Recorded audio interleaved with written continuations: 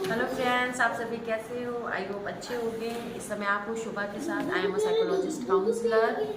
और आपको मैं बताना चाहती हूँ कि कभी कभी परिस्थितियाँ इतनी ख़राब होती हैं कि आप उसको कैसे डील करते हैं। इसको मैं समझाने के लिए एक स्टोरी का सहारा लूँगी।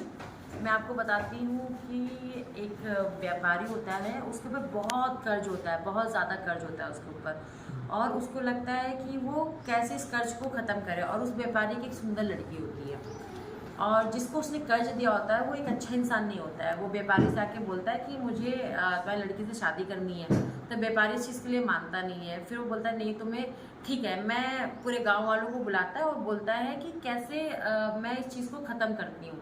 तो सबसे पहले उसने बोलता है कि मैं एक काला पत्थर लूँगा, एक सफ़ेद पत्थर लूँगा और एक झोले में डाल दूँगा। और अगर आप झोले में से सफ़ेद पत्थर निकालोगे तो मैं तुम्हारा कर्ज भी माफ़ कर दूंगा, तुम्हारी लड़की से शादी भी नहीं करूँगा। और अगर आपके हाथ से काला पत्थर निकलेगा तो आपको कर्ज तो माफ़ कर दूंगा, पर आपकी लड़की से मैं शादी करूँगा। तो अब वो लड़की सोचती है कि ये तो दुष्ट आदमी है, ये शादी भी करेगा, कर्ज भी नहीं माफ़ करेगा अगर मैं मना कर दूंगी। तो उसने वो शर्त मान लेती है। लेकिन वो जो कर्ज दिया होता है वो आदमी बहुत ही धूर्त टाइप का होता है। उसने झोले में दोनों काले पत्थर डाल देता है और वो लड़की देख लेती है कि अरे इसमें झोले में तो दोनों ही काले पत्थर पड़े हुए हैं, अब क्या किया जाए। फिर उस लड़की ने शांति से सोचा कि नहीं, अभी कर्ज माफ़ कराना है तो कुछ तो दिमाग को ठंडा रखना है और अपने प्रॉब्लम से बाहर निकलना है। तो उस लड़की ने क्या किया कि जहाँ पर वो व्यापारी खड़ा तो झोले में हाथ डालता है और पत्थर निकालती है।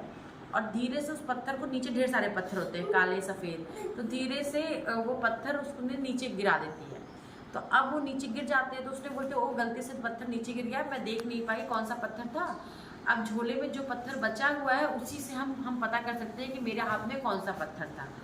तो उसने सोचा कि झोले में अब काला ही पत्थर था तो इसका मतलब सफ़ेद पत्थर नीचे गिरा हुआ है।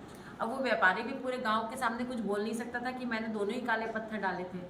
अब वो लड़की ने उस प्रॉब्लम से निकलने का समाधान अपने आप से खोजा कि कैसे दिमाग को शांत रखना है और कैसे इस प्रॉब्लम से बाहर निकलना है। इसीलिए सबसे पहले मैं आपको यही बताना चाहूँगी कि अगर आपको लाइफ में कोई भी प्रॉब्लम हो तो आपको पहले तो शांत मन से, शांत दिमाग से उस प्रॉब्लम का सल्यूशन खोजना है। आप सोल्यूशन खोजोगे, आपको एक नहीं कई सोल्यूशन नज़र आएंगे। अगर आपको नहीं सोल्यूशन नज़र आता है तो आप किसी से बात कीजिए। अगर आपको तब भी सोल्यूशन नहीं समझ में आ रहा तो आप किसी अपने क्लोज से जो इस प्रॉब्लम से निकल चुका है उससे बात कीजिए।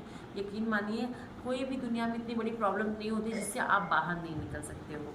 अगर आपको मेरा वीडियो अच्छा लगा हो तो प्लीज़ चैनल पे लाइक कीजिएगा, फॉलो कीजिएगा, सब्सक्राइब कीजिएगा चैनल को। Thank you so much. Bye friends.